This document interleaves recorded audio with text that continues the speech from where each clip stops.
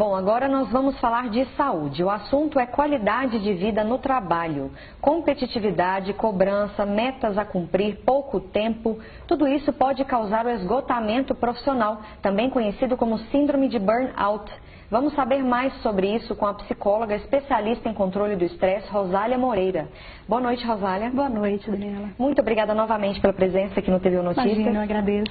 A gente pode considerar o estresse como o mal do século? Sim, com certeza. Quando ele deveria ser usado a nosso favor, né? Infelizmente, quando não controlado, quando não bem administrado, acaba se tornando um vilão. E isso no trabalho traz problemas graves tanto para o colaborador quanto para a própria empresa, né? Que vai estar diminuindo produtividade, a própria assiduidade desse funcionário. De uma forma geral, vamos esclarecer para quem está assistindo o que é a síndrome de burnout, também conhecido como esgotamento profissional. Isso.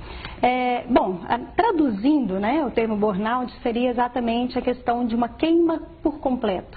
O que seria isso? A queima da energia. Exatamente essa energia, esse vigor que você teria para trabalhar, para colocar em prática a sua atividade.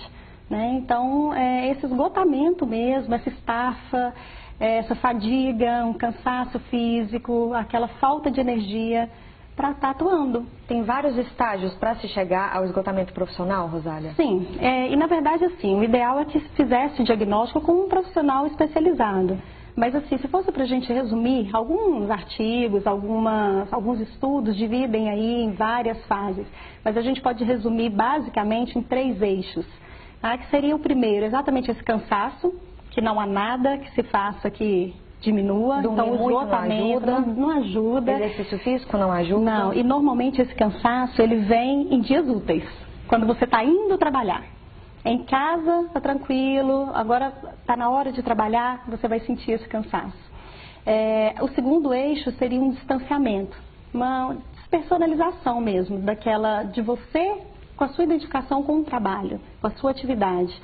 E por último, a questão da falta de motivação mesmo. Então, você não começa a se identificar mais com o que você faz e começa a desinteressar. Né? Então, um desinteresse total pelo que você faz. Falta de vontade de continuar trabalhando naquele local, com aquela função, com aquelas pessoas. Agora, isso é um problema muito sério, né, Rosália? A gente vê casos aí de... É muito comum esse problema hoje em dia, né? O que fazer nesse sentido? Como observar se você já está começando com essa síndrome de burnout? Sim, é ficar atento aos primeiros sintomas, né? Então, assim, na psicologia, por exemplo, o que a gente faria para estar auxiliando nisso aí? Teria algumas dicas. Teria primeiro um treino de assertividade mesmo, que basicamente seria o quê? Aprender a dizer não, né? Porque às vezes as pessoas absorvem tantas funções, tantas coisas que elas poderiam simplesmente não centralizar, né? Poder dividir com alguém e simplesmente respeitar o limite dela. Não posso fazer.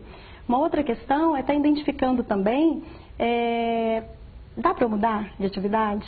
Né? Ou o que eu posso fazer para poder interagir de uma maneira mais positiva com as pessoas que estão envolvidas nesse processo. Desde um colega de trabalho que faz atividade comigo, um cliente ou o meu líder. Né? Uma outra questão também é estar identificando uma possibilidade de mudança, seja da atividade, seja da própria empresa, seja de função. Às vezes eu atuo numa área que não tem nada a ver comigo.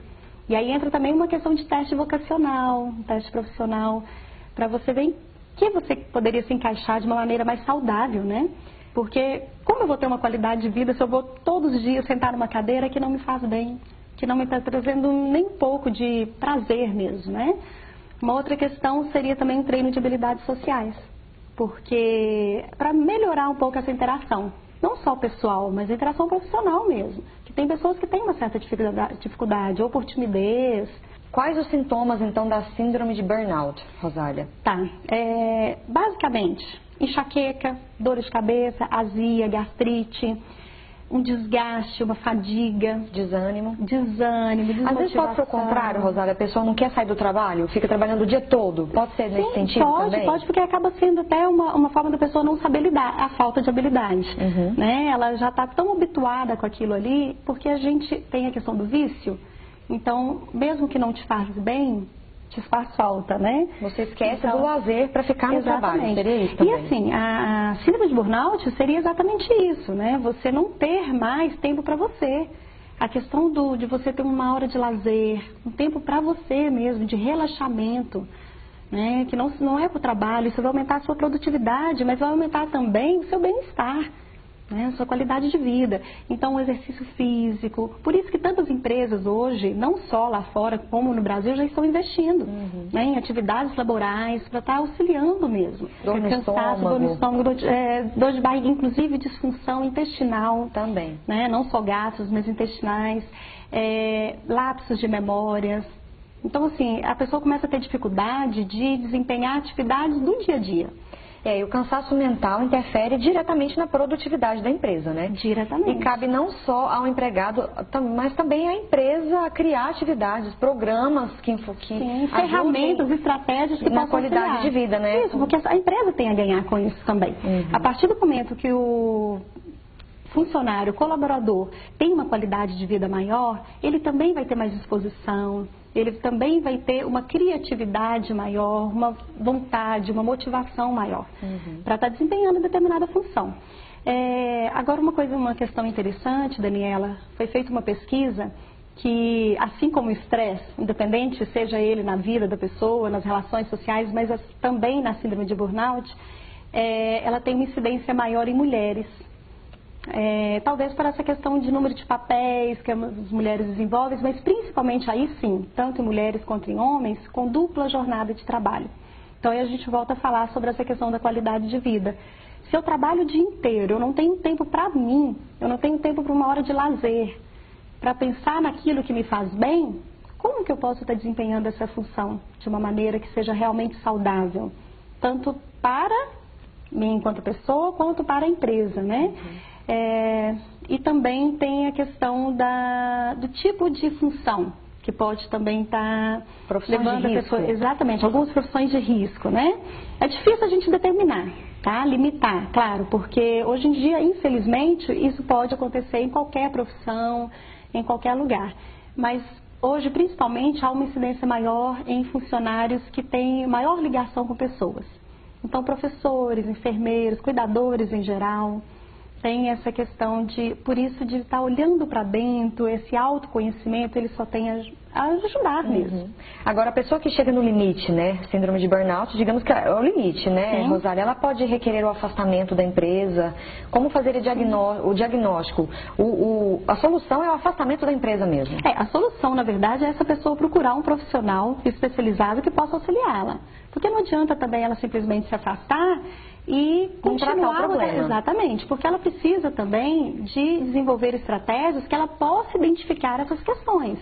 Porque senão em qualquer outra empresa que ela tiver, ela pode desempenhar, pode acontecer tudo isso mesmo novamente. Problema. Exatamente, porque tem a ver também com o perfil.